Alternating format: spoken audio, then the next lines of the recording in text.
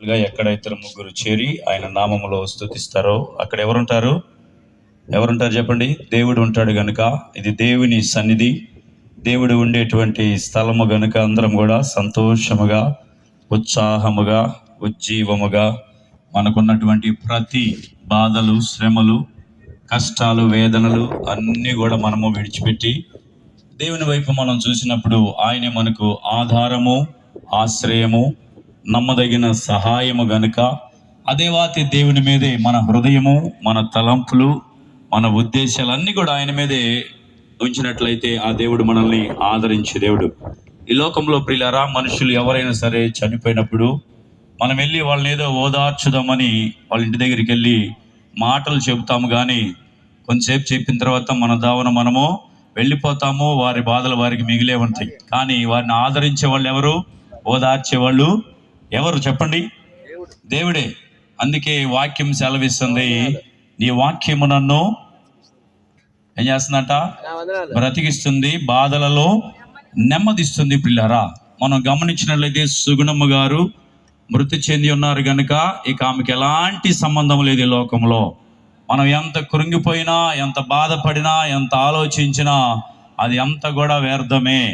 కనుక ఆమె దేవుని సన్నిధికి వెళ్ళిపోయింది కనుక మనందరం కూడా చక్కగా దేవుణ్ణి స్తుతించవలసినటువంటి వారమై ఉన్నాం. ఆ రోజు సమాధి కార్యక్రమం రోజు మనం చూస్తే ఎంతో ఉజ్జీవముగా జరిగింది.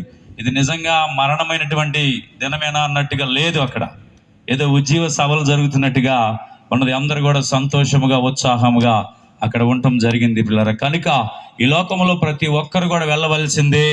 ఎవరు కూడా ఈ లోకములో నిత్యము ఉండేటువంటి వారు లేరు. దేవుని యొక్క వాక్యంలో ఒక మాట రాయబడింది. మనం చూస్తే మానవుని జీవితము ఎలా ఉన్నదంటే ఒలికిన నీళ్ల వంటిదిగా ఉన్నది పిల్లారా. చూడండి, రెండవ సమయాలు మనం చూస్తే 14వ అధ్యాయము 14వ వచనంలో రాయబడింది.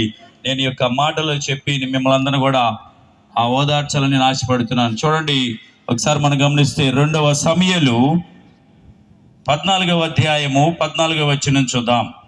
తీస్తారు ఎవరైనా దయచేసి ఒకరు? 2వ సమయాలు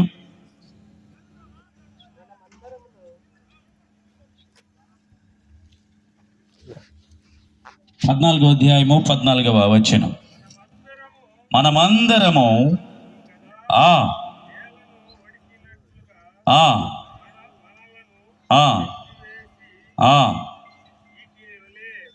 చూడండి, మనం గమనిస్తే ఇక్కడ మనమందరమును చనిపోదము కదా, నేలను ఒలికిన మీదట మరలా ఎత్తలేని నీటి వలె ఉన్నాము. దేవుడు ప్రాణము తీయక తోలివేయబడిన వాడు.